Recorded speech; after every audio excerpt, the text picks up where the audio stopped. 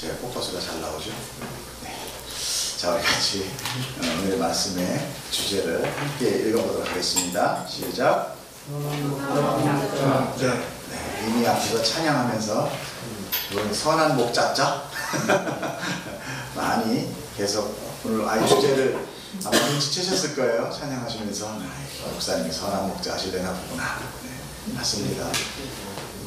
제가 일부러 찬양을 선한 목자를 주제로 찬양을 찾았습니다. 우리 같이 우리 본문을 읽으면서 과연 선한 목자, 예수님 말씀하시는 선한 목자는 어떤 분이신가 함께 읽어보도록 하겠습니다. 우리 1절부터 같이 한번 읽어보겠습니다. 시작. 내가 진실로 너에게 이르노니 문을 통하여 양의 우리를 들어가지 아니하고 다른 데로 넘어가는 자는 절도며 강도요 문으로 들어가는 이는 양의 목자라. 무지개는 그를 위하여 흘려주고 양은 그의 음성을 듣나니 그가 자기 양의 이름을 가까이로 인도하여 이르리라. 자기 양은 다른 문에 앞서가면 양들이 그의 음성을 아는므로 따라오되 타인의 음성을 알지 못하는므로 타인을 따르지 아니하고 도리어 도망하니라. 예수께서 이 비유로 그들에게 말씀하셨으나 그들은 그가 하신 말씀이 무엇인지 알지 못하니라. 그러므로 예수께서 다시 이르시되 내가 진실로 너희에게 말하노니 나는 양의 문이다. 나보다 먼저 온 자는 다 절도요 강도니 양들이 듣지 아니하였느니라. 내가 문이니 누구든지 나로 말미암아 들어가면 구원을 받고 또는 들어가며 나오며 꼴을 얻으리라. 도둑이 온 것은 도둑질하고 죽이고 멸망시키려는 것뿐이요 내가 온 것은 양으로 생명을 얻게 하고 더 풍성히 얻게 하려는 것이라. 나는 선한 목자라. 선한 목자는 양들을 위하여 목숨을 버리거니와 사꾼은 목자가 아니요 양도 제 양이 아니라 이리가 오는 것을 보면 양을 버리고 달아나니 이리가 양을 물어가고 또 해치니라. 달아나는 것은 그가 사꾼인 까닭에 양을 돌보지 아니하느니라. 나는 선한 목자라. 나는 내 양을 알고 나도 나를 아는 것이 아버지께서 나를 하시고 내 아버지를 하시는 것 같은지 나는 양을 위하여 목숨을 버리노라. 또 이 우리에 들지 아니한 다른 양들이 있어 내가 인도하여 갈 터이니 그들도 내 음성을 듣고 한 무리가 되어 한 목자에게 있으리라. 내가 내 목숨을 버리는 것은 그것을 내가 다시 얻기 위함이니 이로 말미암아 아버지께서 나를 사랑하시느니라. 이를 내게서 빼앗는 자가 있는 것이 아니라 내가 스스로 버리노라. 나는 버릴 권세도 있고 다시 얻을 권세도 있으니 이 계명은 내 아버지에게서 받았노라 하십니다. 아멘. 잠깐 기도하겠습니다. 사랑이 많으신 하나님 감사합니다. 우리에게 말씀을 주시고 진리를 깨닫게 하시니 하나님 감사합니다. 이 전하는 자 아버지여 모든 것 무시되고 모든 것 내려앉고 하나님의 권리와 하나님의 권능과 하나님의 의지로 당신의 양들의 아버지여 생명의 꼴을 먹여 주시옵소서. 우리가 듣는 자는 복이 있다고 하셨으니 들을 수 있는 기도 허락하여 주시옵소서. 감사드리며 우리 주 예수님 이름으로 기도드렸사옵나이다. 아멘. 지난주에 우리는 양의 문이신 예수님에 대해서 공부를 했습니다. 그것은 양의 목자와 그리고 도둑, 강도의 그 차이였어요. 오늘의 말씀은 우선 첫째, 양의 우리에 대해서 우리가 한번 보도록 하겠습니다. 양의 우리라는 것은 여러 가지를 시사합니다. 어찌 보면은 보호해주는 울타리요, 또 다른 면으로 보면 올가매는 어떤 단단한 벽이 될 수도 있는 거예요. 이런 두 가지 의미가 내포되어 있습니다. 울타리라는 것만 봤을 때 주인이 누구냐에 따라서 양들을 보호하기도 하고 또 양의 입장에서는 그것이 자유스러운 행동의 억압이 되기도 합니다. 그러니까 주인이 누구냐에 따라서 이 우리의 그 상황이 달라진다는 거죠. 나쁜 주인은 양들이 어디 도망가지 못하게 가둬놓는 용도가 그 우리가 될 것이고, 좋은 목자라면은 양을 보호하는 용도가 될 것입니다. 그렇죠? 네. 분명히 우리는 그 우리라는 그 단어 안에 두 가지의 상반된 의미가 숨어 있는 것을 우리는 보게 됩니다. 그런데 우리가 조금 상상을 조금 더 해서 본다면 문이 아닌 우리를 넘어다니는 자라고 쓰인 것을 본다면 그 우리는 문이 없다는 의미도 됩니다. 그 도둑에게는 문은 없는 거죠. 그렇죠?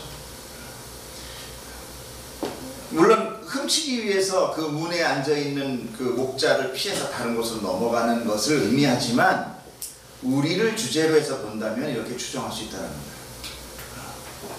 양을 키우며 돌보기 위해서 들에 나가 풀을 뜯게 하기 위한 목자, 그 목자에 우리는 분명히 양들이 드나드는 문이 있을 겁니다. 그러나 잡아먹기 위해서 어떻게 잠시 이렇게 거기다 가둬놓는 양이라면 그 울타리는 특별히 문이라는 것이 필요 없다라는 얘기죠. 뭐하러 구멍을 뚫어놔서 괜히 양이 도망가게 하겠어요. 그곳은 사람은 넘나드나 양은 드나들 수 없는 곳이겠습니다.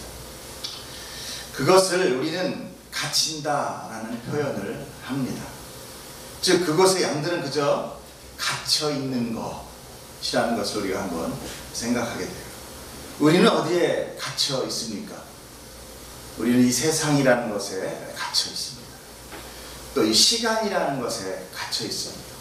우리는 이 세상과의 시간이라는 것을 뛰어넘을 수가 없어요.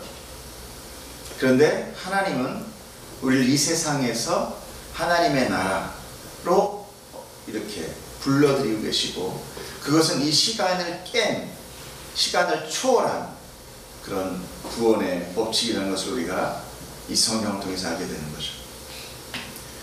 이 우리 안에 갇혀있는 그 양들은요, 결국 시간이 지나면 죽음이라는 것을 맛보게 될 것입니다. 그 죽음이라는 것 외에는요, 나갈 방법이 없는 거예요. 여기서 또 역설적인 것들이 있습니다.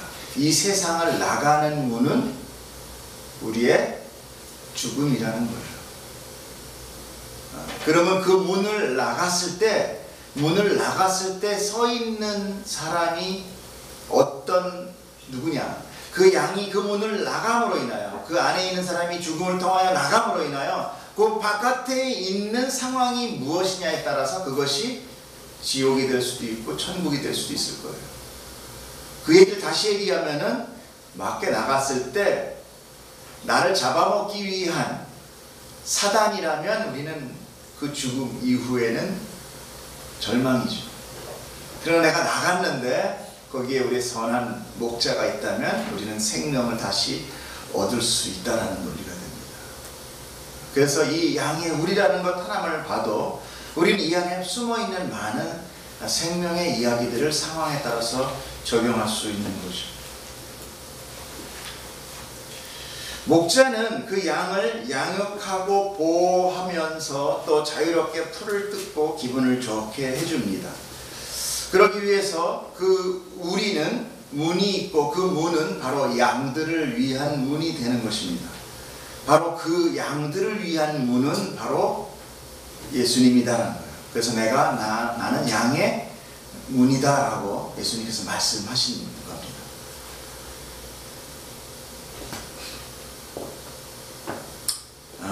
사실 보면 그 우리의 문은요, 그 문을 담당하는 그 문지기의 역할은 양을 잃어버리지 않기 위함이에요.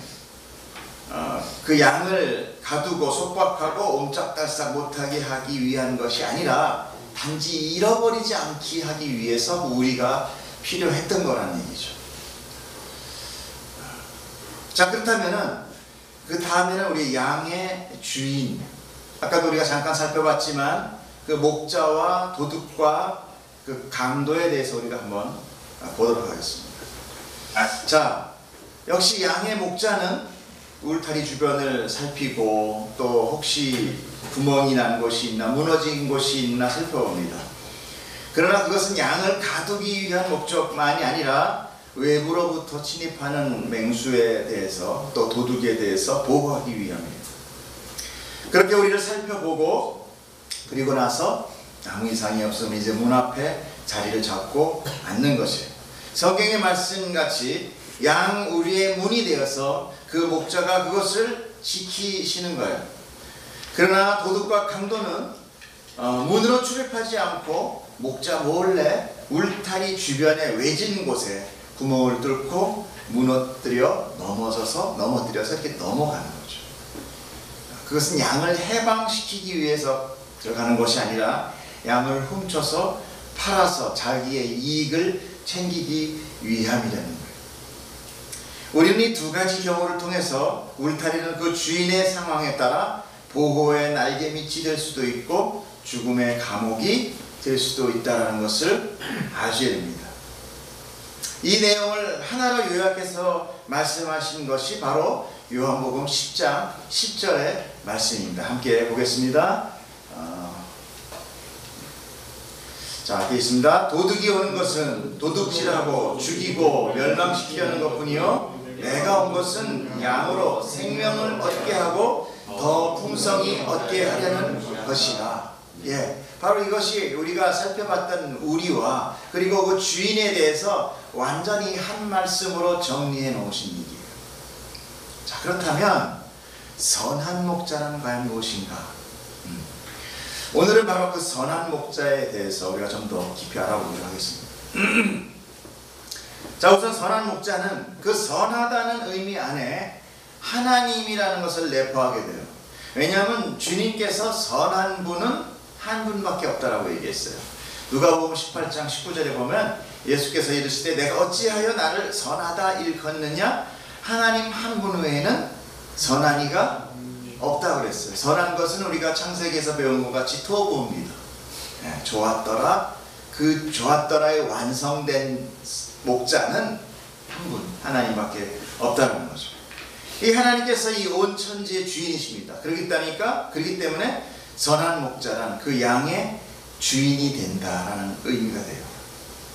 첫째로 선한 목자는 그 선한 목자의 특징 중에서 첫째로 선한 목자는 그 안에 양들의 이름을 안다 이렇게 되어 있습니다. 이름을 안다는 것은 성경에서 그 사람의 성품과 그 사람의 삶의 모든 것을 안다라는 것을 우리가 창세기를 통해서 배웠습니다. 이삭은 뭐였습니까? 웃음이었어요. 사라의 웃음이 비웃음에서 기쁨의 웃음으로 바꿔준 거죠. 야곱은 뭐였습니까? 속이는 자. 근데 그 속이는 자가 이스라엘이라는 이름으로 바뀌게 돼요. 이스라엘은 무엇입니까? 하나님과 겨루어서 이겼다. 그런 뜻이 포함되어 있어요. 요셉은 뭐였습니까?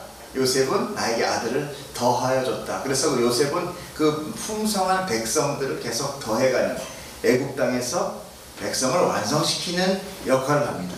모세는 어때요? 갈대밭에서 건져내었다 해서 그 왕비인가 그 모세라는 이름을 줍니다. 역시 그 모든 백성이 홍해로부터 건짐을 받게 돼요. 모세를 통해서. 이렇게 성경은 그 이름을 통하여 그 사람의 일생과 그 사람의 어떤 안에 삶의 내용을 전하고 있어요. 그런데 바로 하나님, 그 선한 목자라는 특징은 그 이름을 안다는 거예요. 그러니까 이름을 안다는 건 우리가 생각하는 그냥 나이 김정유를 안다라는 것이 아니라 나의 모든 것을 알고 계시다라는 거예요. 하나님께서는 나를 창조하시고 기르십니다. 그렇지만 죄인인 나는 그거를 못 느끼죠. 없는 것이 아니라 단지 못 느끼는 거예요. 알지 못하는 거죠. 그럼에도 주님은 나를 알고 나를 부르시는 거예요. 그래서 이름을 부르시는 것, 또 각각 부르시는 것은 아주 중요합니다. 그래서 둘째, 우리가 그 선한 목자의 특징은 1대1에 각각의 이름을 부르신다는 거예요. 얘들아 나가자 하고 하지 않고 한 명 한 명의 이름을 각각 부르신다는 거예요. 그것이 우리에게 얼마나 은혜가 되는지 몰라요. 정말 내가 이 그룹에 끼어도 되는 건가? 나가자 그럴 때 우르르 딸려 나가면서 내가 여기 이 양 맞나? 나 염소 아닌가? 이 예배로 한 명 한 명 부르실 때 하나님은 이렇게 단체적인 호출이 아닙니다. 한 명 한 명의 이름을 부르시며 나아가십니다. 마치 하나님은요 이 온 우주의 인류를 다 마다하시고 나만 사랑하는 것 같다는 착각이 들 만큼 나를 찾아오시고 나를 부르시고 나를 이 갇힌 세상에서 이끌어 내시는 것입니다. 그래서 누구나 다 다 주님의 제자라면 이 만남의 그 부르심의 첫 사랑이 있습니다. 그것을 성경에서 또는 신학자들은 또 경험한 자들은 회심이다라는 표현을 쓰기도 해요. 혹시 아직 경험하지 못하신 분이 있을 수 있어요. 그러나 사실 그것을 경험하지 못한 것은 하나님이 우리를 부르지 않은 것이 아니라 우리가 아직 잘 못 느끼고 있는 것뿐입니다. 우리가 이렇게 예배로 나오는 것은요, 바로 그 주님의 음성에 이끌려 나오는 것입니다. 더군다나 이 작은 교회, 여러분들 지금 1년이 넘게 이 교회 예배를 잊지 않고 나오는 것은 그것은 여러분의 힘이 아닙니다. 여러분의 마음이 아니에요. 얼마나 많이 편안함을 누릴 수 있는 대형 교회와 주차할 수 있는 공간과 많은 프로그램과 또 거기에 많이 유능한 사람들을 만나며 사람들과 교제를 하며 즐겁게 지낼 수 있는 모든 것을 포기하고 작은 무리를 희생하며 사랑하며 하나 되어 주님 앞에 예배드린다는 것은 우리의 개인적인 결단만 가지고 될 수 있는 것은 아니에요. 사람은 작심삼일밖에 안 됩니다. 하나님 오늘도 부르고 계시다는 것을 우리가 듣기를 축복합니다. 아멘. 자, 그렇지만 이런 얘기가 있습니다. 인도자의 잘못된 권유로 인해서 내 목적과 그 목적의 성취를 위해서 내 의지로 나오는 경우도 가끔은 있습니다. 어떤 병을 낫기 위한 목적이라든지 나의 가정의 회복에 대한 목적이라든지 나의 실패와 아픔과 고통과 고난을 극복해보자는 목적과 의지를 가지고 내 의지로 나오는 경우도 있다는 거예요. 그런 분들은 역시 그런 분들 역시도 하나님의 백성이라면 그 부르시면 이미 창세 이전에 부르신 것입니다. 그러나 개인의 회심도 신앙생활에 아주 큰 힘이 돼요. 그렇기 때문에 여러분들 그 회심이라는 것, 하나님을 만나는 경험을 꼭 하시기를 축복합니다. 그렇게 우리가 기도하고 간구할 때 하나님은 그 경험을 우리에게 꼭 주십니다. 그 경험을 받으시기를 바랍니다. 이 세상 가운데 우리가 믿음을 지킬 때 사실 그런 것들이 부수적이긴 하지만 굉장히 많은 큰 힘이 되고 도움이 되는 것을 많은 신앙의 선배들 통하여 우리가 또 우리 스스로를 통하여 알게 됩니다. 그래서 그런 걸 보고 뭐라고 그러죠? 간증이다. 그죠? 삶의 간증이 있기를 축복합니다.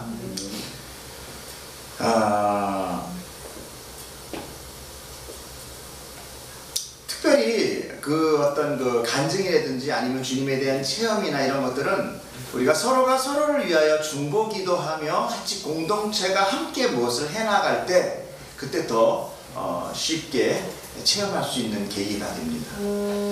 그래서 일종의 뭐라 그럴까요? 우리가 함께 무슨 공동으로 오늘같이 선교를 간다든지 또는 멀리 해외로 떠나서 정말 외로운 가운데 하나 되어서 우리가 정말 주님만 붙들고 함께 기도할 때든지 이럴 때는 우리가 영적으로 굉장히 예민해져요. 그렇기 때문에 우리가 항상 하나님이 주시는 그 은혜가 우리 안에 경험되는 그런 쉬운 그 방법이 될 수도 있습니다.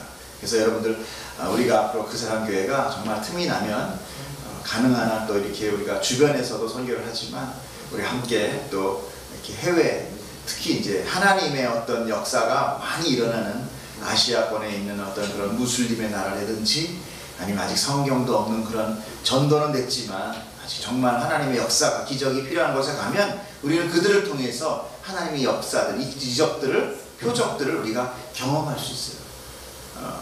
전도팀들이 보면은 정말 여기서 아무리 기도해도 안 되는데 뭐 스리랑카라든지 말레이시아, 인도네시아 이런 데 가가지고 열악한 곳에 가서 정말 무술에 의해서 병을 치료받는데 막 열병이 난 그를 위하여 손대고 함께 기도할 때 그들이 낫는 그런 표적들을 우리가 경험합니다. 그건 뭐 사단의 역사가 아닙니다. 그리고 굉장히 영적으로 예민해져서 방언을 못하던 친구들도 방언이 터지고 같이만 서로 간에 이렇게 어떤 인도 팀의 어떤 또 나아갈 바를 서로가 알게 되고 근데 특히 희한한 건 뭐냐 돌아오면 다시 없어진다는 거예요. 돌아오면 다시 흐지부지 됩니다. 그것은 왜 그러냐면 우리가 어떠한 표적과 능력을 받는다는 것이 아니라 하나님의 임재가 필요할 때 하나님은 언제든지 할 수 있는 능력이 있다는 거예요.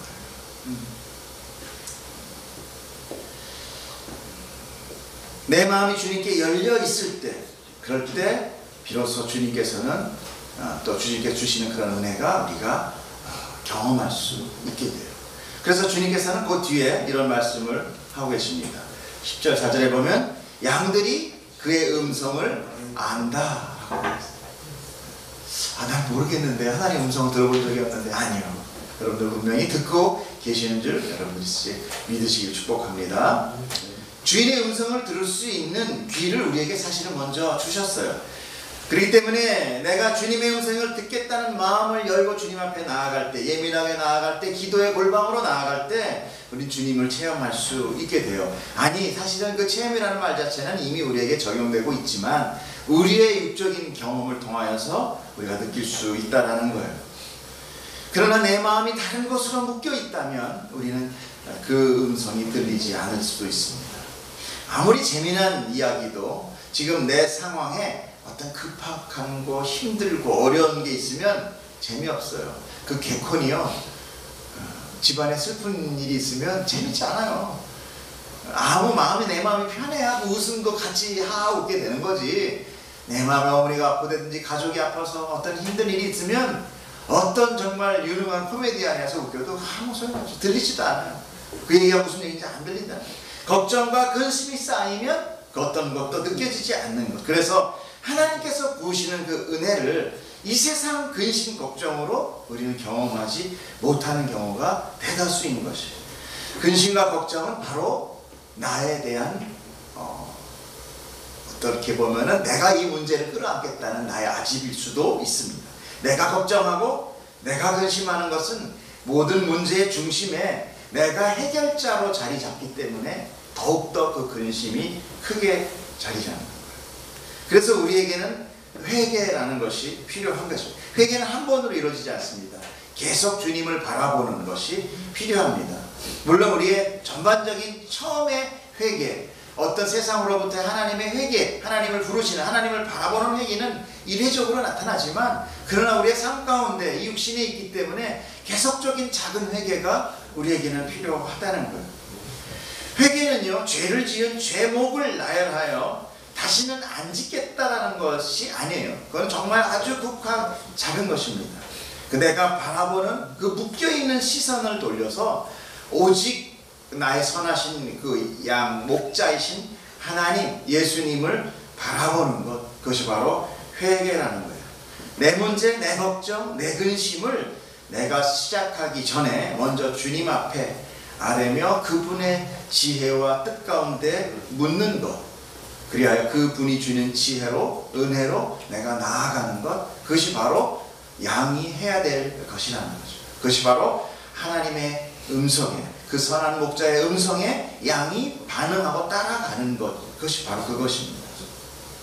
요한복음 10장 5절에 보면은 타인의 음성을 알지 못하는 거로 타인을 따르지 아니하고 도리어 도망한다 라고 성경은 말씀하죠.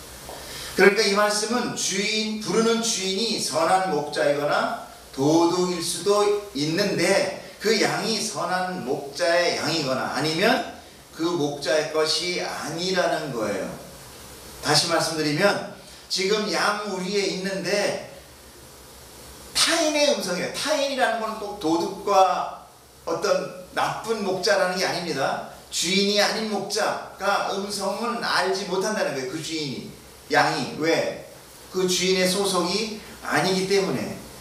그렇기 때문에 우리가 하나님의 음성을, 우리는 아니지만 사람이 하나님의 음성을 알지 못한다는 것은 어쩌면 우리가 그 선한 목자의 양이 아닌 자들은 못 알아듣는다는 거예요. 그래서 굉장히 영적으로 또 굉장히 민감한 부분이기도 합니다. 그러나 내가 항상 늘 회개해야 되는 조건은, 이유는 바로 이것에 있어요. 내가 주님의 양이기를 우리는 소망해야 돼요. 물론 우리가 소망한다고 되는 건 아닙니다. 하지만 그럼에도 불구하고 우리가 소망이 된다는 것은 하나님이 우리 안에 들을 수 있는 귀를 열어주셨다는 거예요. 선한 마음을 열어주셨다는 거예요. 그렇지 않으면 아예 따라가질 않습니다. 아예 반응하지 않는 거예요. 여러분, 이 세상의 주인은 누구라고 생각하십니다? 물론 지금 마귀가 세력을 가지고 있지만 이 세상의 주인은 하나님이십니다. 그 주인의 행세를 하는 미혹하고 거짓의 주인이 바로 사단 마귀인 것이에요. 주님의 음성에 반응하지 않는 자, 주님의 음성에 우리가 전혀 느끼지 못하는 자, 주님의 음성 가운데 전혀 하지 못합니다. 물론 우리는 그것을 구분하기나 하진 못합니다. 그러나 지금 이 성경 가운데 속하지 않은 양이 있다는 것을 지금 성경은 말씀하고 있는 거예요. 자, 그 말씀에 대해서 정리한 것이 10장 26절에서 27절입니다. 함께 읽어보겠습니다. 시작. 너희가 내 양이 아니므로 믿지 아니하는 거다. 내 양은 내 음성을 들으며 나는 그들을 알며 그들은 나를 따르네. 바로 이 말씀을 하고 계신, 그들은 내 양이 아니다라는 거예요. 지금 누구를 향하여 이 성경에서는 이야기할까요? 일부 국한 바리새인들, 그렇죠? 그리고 제사장들과 또 몇몇 율법주의 유대인들, 그들 안에도 하나님의 자녀는 분명히 있습니다. 그러나 아닌 사람들이 있다는 게, 결국 그들이 하나님을, 그 예수님을 십자가에 못 박게 되는 거예요. 자, 그래서 주님은 또 이렇게 말씀하십니다. 선한 목자는 앞서간다 라고 말씀하십니다. 선한 목자의 특징 세 번째, 앞서가신다는 거예요. 자, 10장의 4절을 한번 보겠습니다. 자기 양을 다 내놓은 후에 앞서가면 양들이 그의 음성을 아는 거로 따라오되. 네.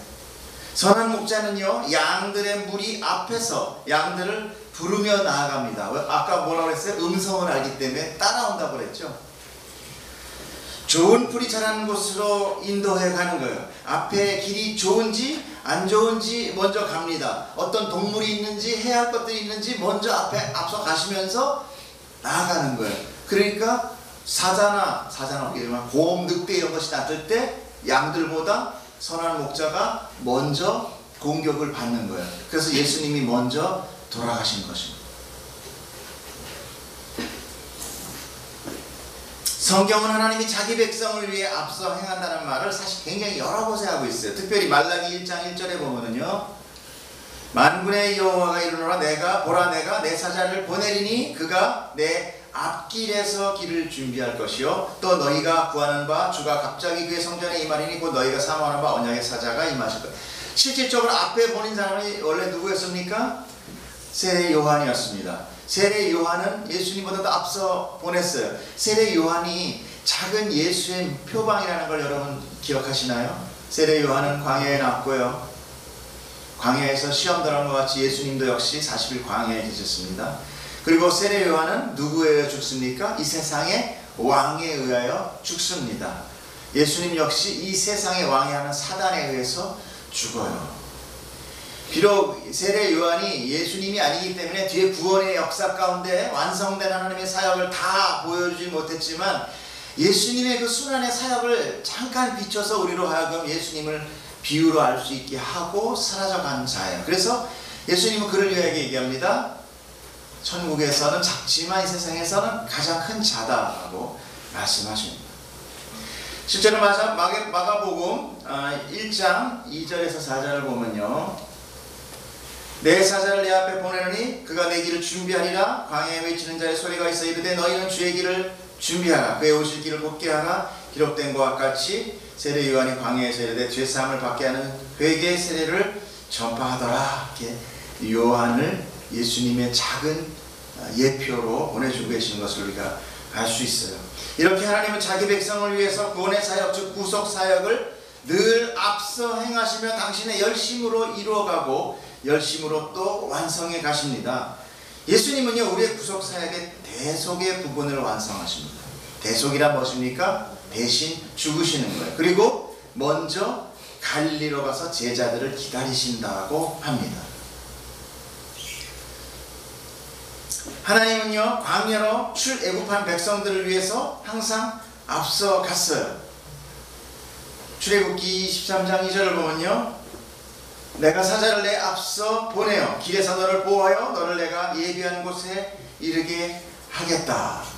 그렇게 말씀하시고 신약에 와서는 십자가 사역을 완성하시고 나서 말씀하시길 그러나 내가 살아난 후에 너희보다 먼저 갈릴리로 가리라. 이렇게 선한 목자의 표징인 앞서 행하고 있는 그 선한 목자 되신 예수님이 이 성경 가운데 표시되고 있음을 우리가 알게 됩니다. 그러나 주인이 아닌 목자는요, 양의 뒤로 몰아갑니다. 12절 보겠습니다. 자, 삭군은 목자가 아니요 양도 제 양이 아니라 이리가 오는 것을 보면 양을 버리고 달아나니 이리가 양을 물어가고 또 해치느니라. 달아나는 것은 그가 삭군인 까닭에 양을 돌보지 아니함이라. 우리가 한번 이거 기억할 수 있죠. 야곱이 에서를 만날 때 자기 아내와 모든 자기의 재산을 자기보다 앞서 보냅니다. 네. 선한 목자가 아닙니다. 그러니까 다 죽이면 자기 도망가겠다는 거예요. 네. 야곱은 뭐였어요? 속이는 자였습니다. 그러나 선한 하나님은 본인이 그 죽음을 맞습니다. 이렇게 삭군 목자, 여기서 얘기하는 삭군 목자는 특히 도둑이다 이런 게 아니라 돈을 받아서 자기 양이 아닌 남의 양을 쳐주는 사람, 이런 목자는 굳이 자기가 목숨을, 양을 위해서 목숨까지 버려가면서 양들을 돌보지 않는다는 거죠. 대부분 우리가 상식적으로 그렇죠. 양을 돌보는데 자기 목숨을 버리는 것은 그건 말이 안 됩니다. 인본주의 이 지금 현시대 사회에서는. 그러나 하나님은 그 양을 지금 어떤 동물의 양으로 생각하는 것이 아닌 당신의 백성을 이야기하는 거죠. 선한 목자는요, 자기 음성으로 따라온 그 양들이 있기 때문에 자기가 앞서갈 수 있지만, 사실 삭군 목자는 자기 음성으로 따라가는 것이 아니라 막대기나 어떤 그 채찍으로 이런 것들로 몰아가기 때문에 뒤에서 갈 수밖에 없어요. 그러다가 앞에 늑대나 맹수가 나타나서 양을 해치면, 그리고 덤벼들면, 잡아먹으면 그 도망가는 거죠. 그 양이 죽든 말든 그에게는 지금 그게 상관이 아니에요. 양보다 자기 목숨이 더 소중한 것입니다. 제가 요즘 미생이라는 드라마를 좀 봤어요. 네. 너무 갖다 놔가지고 말이죠. 근데 그 미생이라는 걸 제가 보면서 이제 느낀 게 뭐냐면, 정말 세상의 축소판이더라. 정말 세상의 축소판. 정말 그 구성이나 그 디테일한 면이 살아있고요. 직장 안에서의 그 업무라든지 일, 그리고 그 휴머니티라는 것이 굉장히 참 아주 세밀하게 다루고 있습니다. 거기 나오는 오과장이라는 사람이 있는데 나름 정의를 구현을 해요. 그리고 정직한 사업을 추진하는 반면에 자기의 유익과 승진을 위해서는 그 상사, 후배도 그 이용만 하는 또 그런 그 마부장이라는 사람. 오과장이라는 사람은 아주 정말 그 계약직 한 사람에 의해서 자기가 나중에 사표를 내고 나가는, 그런 정말 있을 수도 없고 있어서도 안 되는 일이 벌어지는 있습니다. 세상이에요, 그 사실. 거기서 보면 사실 오과장은 정말 그 선한 목자의 표본인 것 같은 그런 역할을 하고 있습니다. 그렇다고 해서 그들을 이 세상의 논리로 나쁘다고 악하다고만 매도할 수 있겠습니까?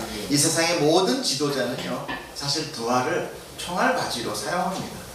그를 통하여 자기의 안위를 보장받는 거예요. 그러나 주님은 먼저 자기를 희생하는 거예요. 먼저 그 길을 앞서 나가는 거예요. 그래서 제자들을 기다리는 겁니다. 늘 먼저 계셔요. 우리의 사역 앞에 늘 먼저 계십니다. 우리는 여기 왔을 때 예배 이 텅 빈 공간에 예수님은 먼저 계십니다. 여러분 삶 가운데 어딜 가든지 그 직장에도 예수님은 먼저 계세요. 여러분을 위하여 중보하십니다. 하나님께 중보하십니다. 성령님과 함께 하셔요. 여러분들은 정말 그 하나님이 돌보는 자예요. 그렇기 때문에 우리는 그 어떤 이 세상에 어려움이 와도 우리는 좌절하지 않을 수 있는 거예요. 왜? 곧 하나님은 나를 다시 생명으로 구원하실 것이기 때문입니다. 자, 넷째로 선한 목자는 그래서 양을 위하여 목숨을 버리는 것입니다. 넷째로 선한 목자는 목숨을 버리는 것입니다. 요한복음 10장 11절에서 15절을 같이 읽겠습니다. 나는 선한 목자가, 선한 목자는 양들을 위하여 목숨을 버리거니와 삭군은 목자가 아니요 양도 제 양이 아니라 이리가 오는 것을 보면 양을 버리고 달아나라니 이리가 양을 물어가고 또 해치느니라. 달아나는 것은 그가 산꾼인 까닭에 양을 돌보지 아니함이나 나는 선한 목자라 나는 내 양을 알고 나도 양도 나를 아는 것이 아버지께서 나를 아시고 내가 아버지를 아는 것 같으니 나는 양을 위하여 목숨을 버리는 것입니다. 예수님은 사람들에 의하여 죽임을 당한 것이 아니에요. 예수님은 스스로 자기를 인간의 죄와 맞바꾼 것입니다. 그것은 주님이 스스로 결정한 거예요. 그것은 주님이 먼저 자기를 낮춘 것입니다. 생명은 인간의 존엄성을, 즉 자아를 가질 수 있는 가장 소중한 중요한 요소예요. 그 어떤 것도 목숨을 버리면서 할 수 있는 것은 없습니다. 인간에서 목숨을 버리면서 할 수 있는 것 단 하나예요. 그것은 바로 부모가 자식을 위하여 목숨을 버리는 것 단 하나밖에 없습니다. 자식이 죽게 됐을 때 부모는 그 자식을 위하여 내가 목숨을 대신하겠다고 합니다. 그럴 때 자식을 살려주면 부모가 그럼 너 죽어 할 때 농담이에요. 저 죽기 싫어요. 그런 부모는 없어요. 부모가 무식하든 유식하든, 요즘은 정말 신기한 부모들도 많이 생겼지만, 그러나 하나님 바로 원칙적인 부모는 자식을 위하여 목숨을 넉넉히 버립니다. 예수님은 그렇게 자기를 낮추신 거예요. 빌립보서 2장 8절을 보면 사람의 모양으로 나타나사 자기를 낮추시고 죽기까지 복종하셨으니 그 십자가에 죽으십니다.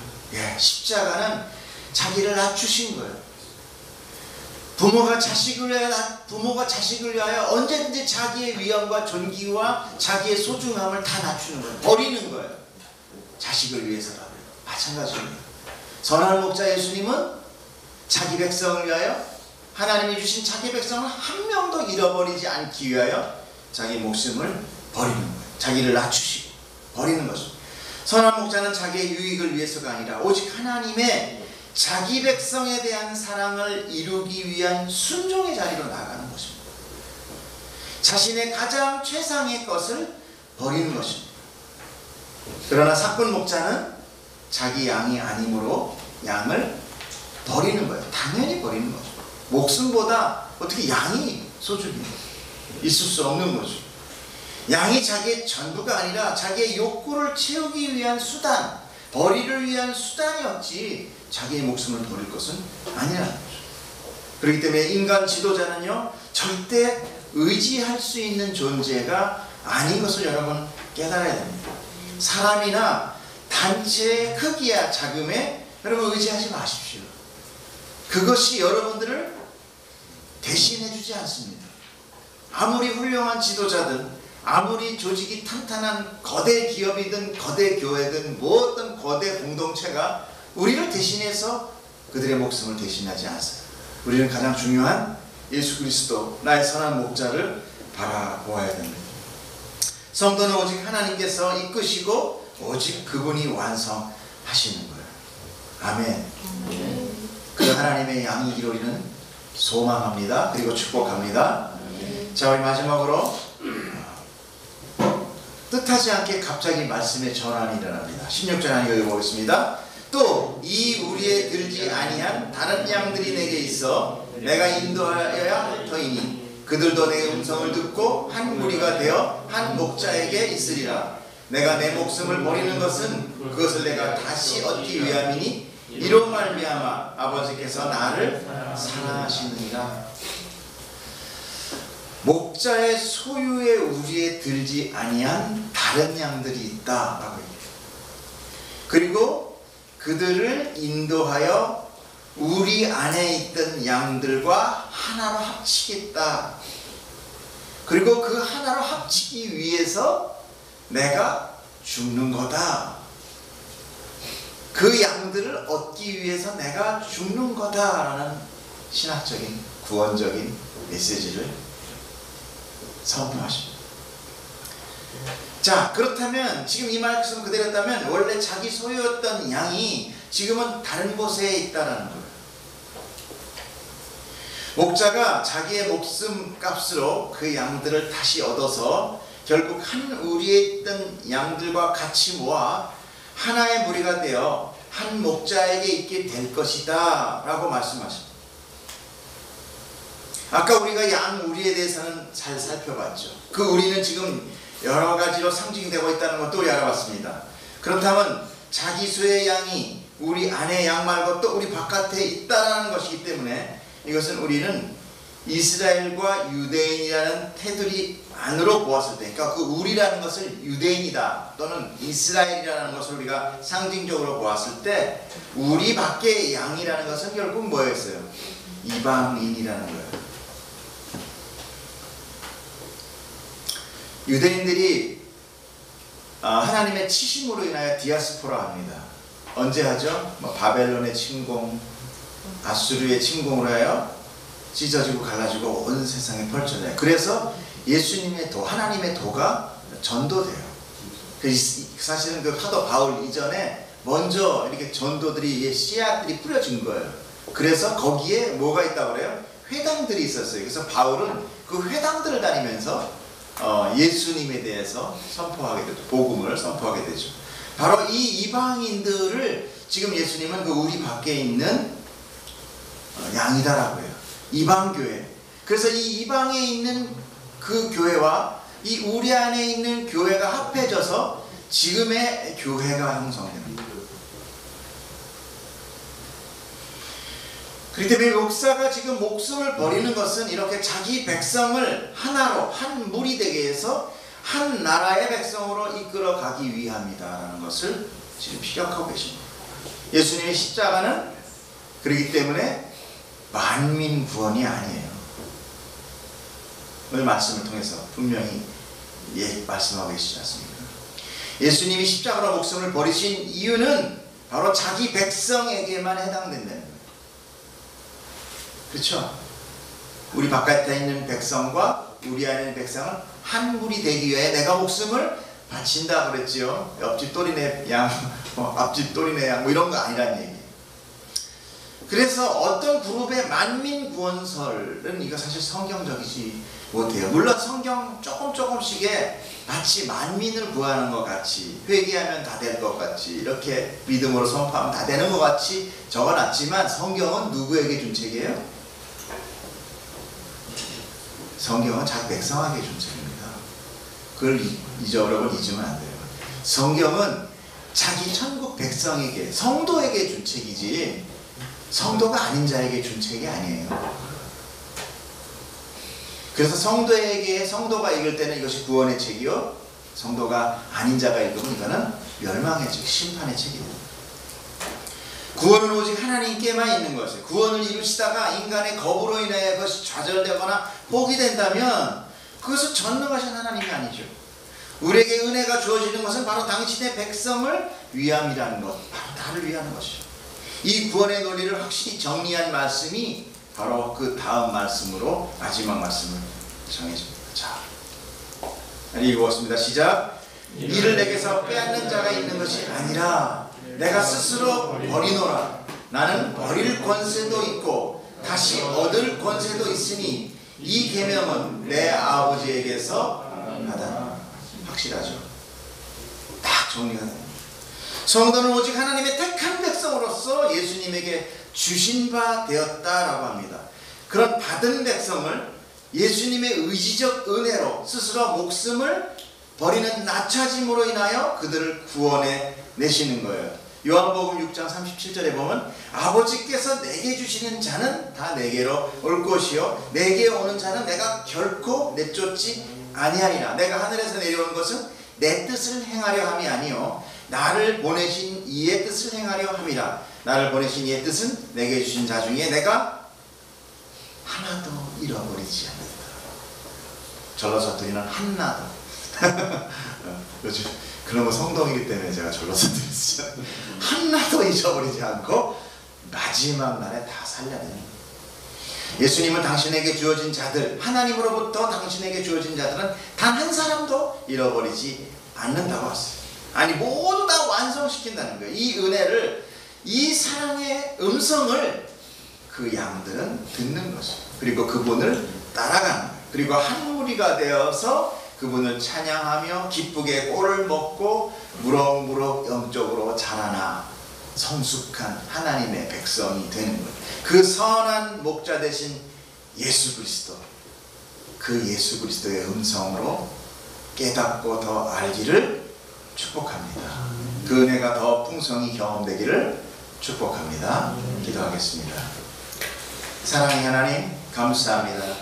하나님, 나를 부르셔서 정말 내가 어둠 가운데 있을 때, 내가 알지 못할 때, 내가 주님을 찾아간 것이 아닌 하나님이 나를 찾아오셔서 하나님 나에게 구원과 사랑을 베푸시니 하나님의 은혜의 음성을 내가 듣기를 원합니다. 쏟아져 내리는 당신의 그 축복의 말씀들이 하나님 내가 듣기를 원하오니 아버지, 우리 그 사랑교회 모든 당신의 백성들이 하나님의 그 사랑에 듣고 반응하며 그 음성에 반응하는 저희 되게 하여 주시옵소서. 감사드리며 우리 주 예수 그리스도 이름으로 기도드렸사옵나이다. 아멘. 네, 꺼주시고요.